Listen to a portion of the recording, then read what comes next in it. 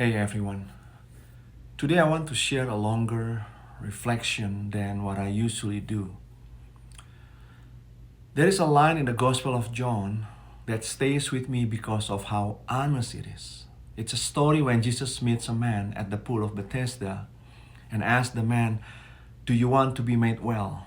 The man doesn't answer directly to that question. Instead, he says, "Sir, I have no one."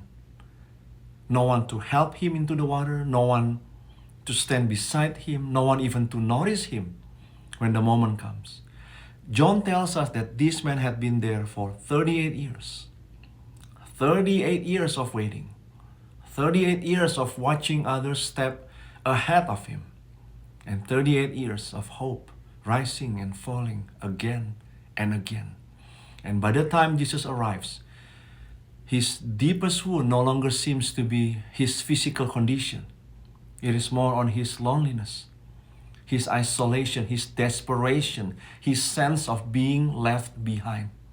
"Sir, I have no one." Friends, those words still sound familiar today. Many people carry them quietly, sometimes in crowded rooms or in busy lives, or even while being surrounded by people who care and yet still feeling unseen. And what makes this story so striking is how Jesus responds.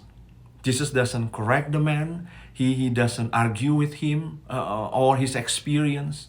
He doesn't explain to him why things happened the way they did. Instead, Jesus does something deeply human and holy at the same time. Jesus comes close. Before the man asks for help, Jesus is already there. Before the man expresses his faith, Jesus has already noticed him. Before the man believes healing is possible, Jesus has already chosen him. And the man doesn't cry out the way others do in the Gospels. He was not begging. He doesn't plead. He doesn't even ask for healing. He simply tells the truth of his situation. And Jesus receives that truth without judgment. That's often how grace begins. Not with strong faith, but with honest words. "Lord, I have no one." Jesus' response is simple and direct. He says, "Get up." Not wait for someone else or try harder. Jesus doesn't say, "Come back when you're ready." No, he speaks dignity into a life that has been defined by waiting and dependence for decades. In that moment, healing is not only physical, it's deeply personal and relational.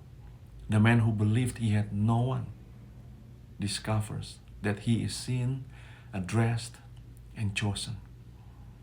My friends, this story matters for us because there are seasons in our life when our prayers are less confident and more quiet. There are seasons when the deepest thing we can say in prayers is simply,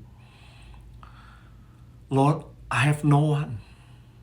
Or seasons when we don't even know what to ask anymore in prayer. So this story reminds us that Jesus meets us there. Jesus doesn't require strong faith before he comes near. Jesus doesn't demand clarity before he speaks life. He doesn't turn away from those who feel forgotten, overlooked, or left behind. If anything, he moves toward them.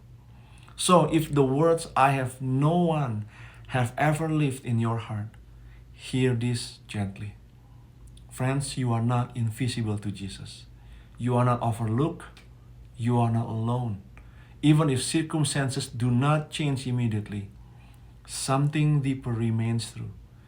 That Jesus sees you, Jesus knows you, and Jesus comes close to you. And to those who whisper, "Sir, I have no one," I want you to hear what the gospel offers to you as a quiet and powerful answer. You have Jesus. Friends, may the grace and peace of Christ be with you today.